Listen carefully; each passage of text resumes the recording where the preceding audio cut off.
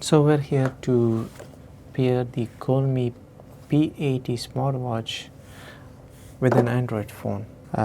So you gotta first open the Play Store, check for Colmi Fit app, install it, and once that's done, that's the front page. Like after logging in, opening a profile, and switch on the smartwatch.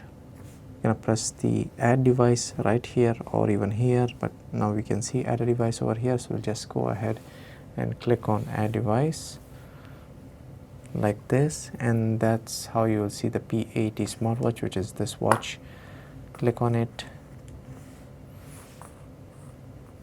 and there you go, right ahead. I mean, like straight connecting directly, just pair.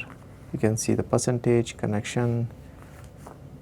Swipe down, also you can see the in the notification above connected as well. You can change the face watch, have a bunch of other options, and upgrade the software as well, but by the way it's already up to date.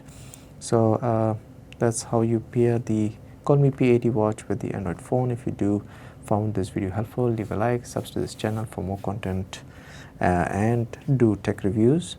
Catch you guys in the next video.